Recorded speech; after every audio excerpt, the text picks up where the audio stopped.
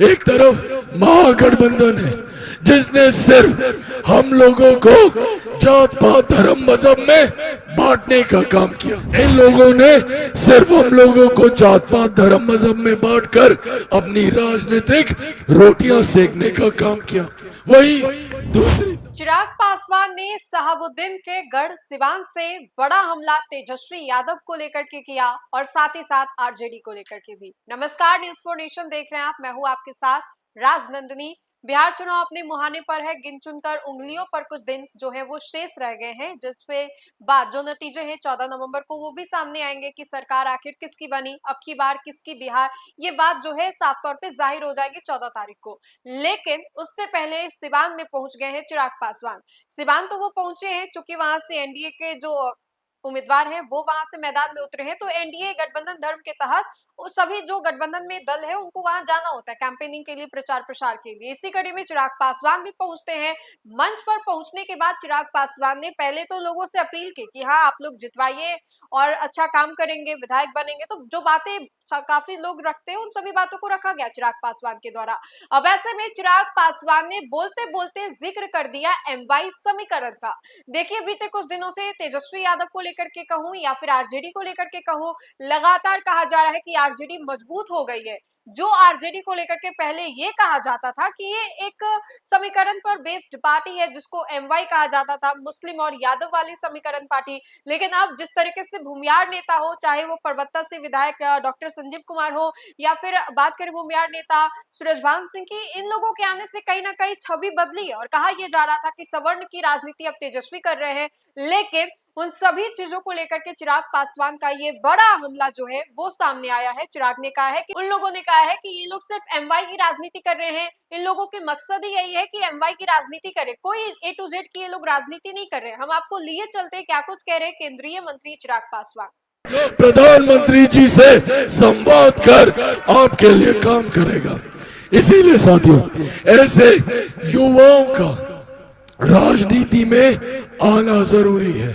एक तरफ महागठबंधन है जिसने सिर्फ हम लोगों को जात पात धर्म मजहब में बांटने का काम किया।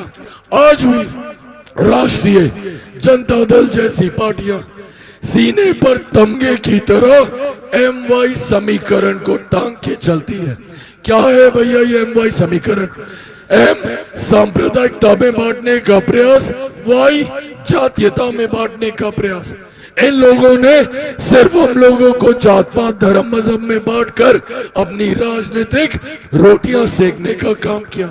वही दूसरी तरफ मेरा भी एमवाई समीकरण है, पर मेरे एम में हमारे देश की ही नहीं दुनिया की आधी आबादी महिला है और मेरे वाई में युवा है जो हमारे प्रदेश की ही नहीं हमारे देश की सबसे बड़ी आबादी है। मैं जात पात धर्म मजहब से उठकर महिलाओं को, युवाओं को साथ लेकर चलने का प्रयास कर रहा हूं ताकि हमारा बिहार एक विकसित देश बने, हमारा बिहार एक विकसित राज्य बने, मेरा भारत एक विकसित देश बने। इस संकल्प के साथ में मेरी सरकार आगे बढ़ने का काम कर रही है। हम लोगों ने बिना जात पात धर्म मजहब में उलझे हुए सबका साथ, सबका विकास, सबका विश्वास और सबका प्रयास, इस मंत्र के साथ हम लोग आगे बढ़ रहे हैं।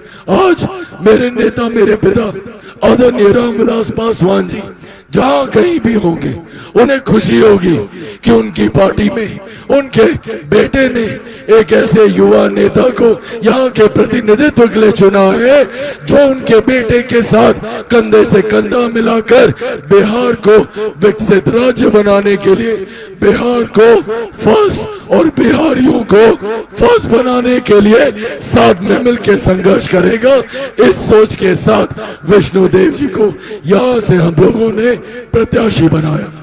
तो बखूबी आपने सुना कि चिराग पासवान ने क्या कुछ कहा, किस तरीके से चिराग ने ये बड़ा हमला आरजेडी के ऊपर किया है और सिर्फ आरजेडी के ऊपर ही नहीं किया है, उन्होंने एनडीए को लेकर के तो बातें कही कि किस तरीके से एनडीए में हम लोग एकजुट हैं, सीएम फेस घोषित हो गया है, लेकिन इतने जद्दोजहद के बाद जाकर के महागठबंधन ने अपने सीएम फेस को घोषित किया है और कहा है कि तेजस्वी के नेतृत्व में चुनाव होगा।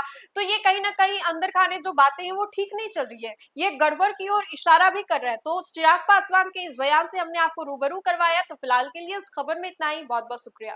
किरण के साथ जाग उठा बिहार, हर मत बने नई उम्मीद, हर कदम जिम्मेदारी। न्यूज़ फॉर नेशन की अपील, 6 और 11 नवंबर को घर से निकलें, वोट करें और अपने भाग्य विधाता खुद बने।